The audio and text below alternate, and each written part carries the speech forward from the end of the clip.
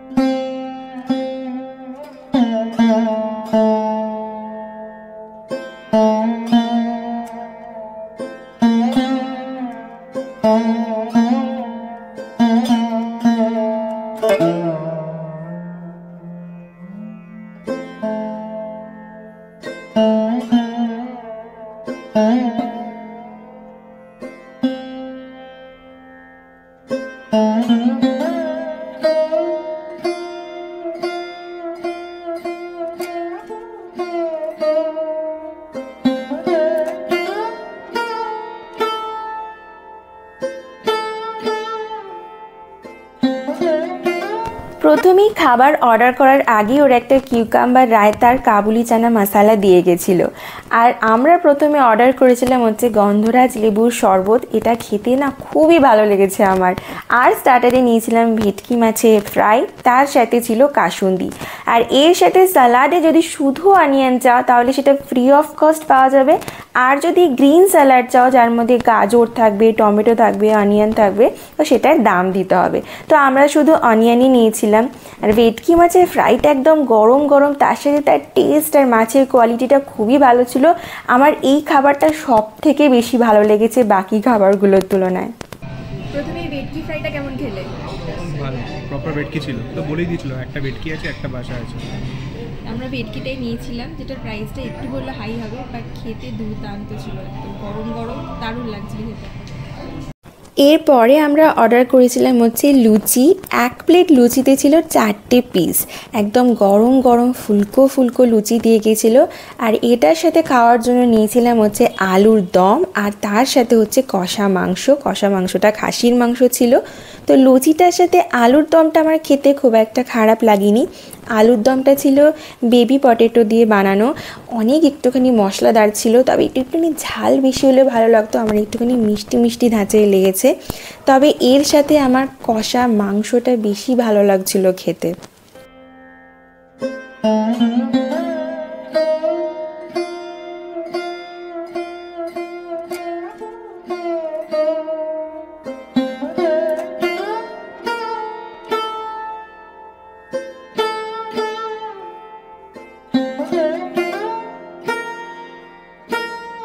তারপরে আমরা অর্ডার করেছিলাম কাজু কিশমিশ পোলাও আর ডাব চিংড়ি।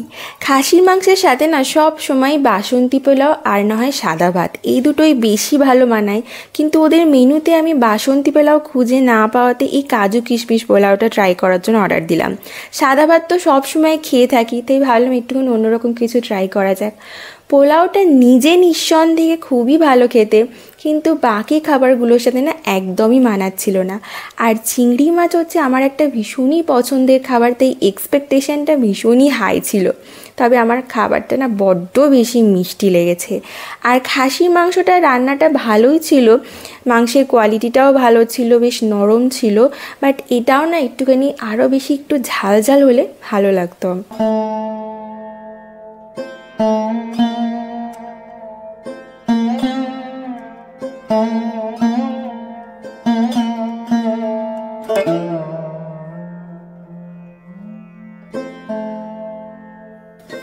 নাইটের লাস্ট ডিশ ছিল হচ্ছে নলেন গুড়ের আইসক্রিম ডিজার্টে।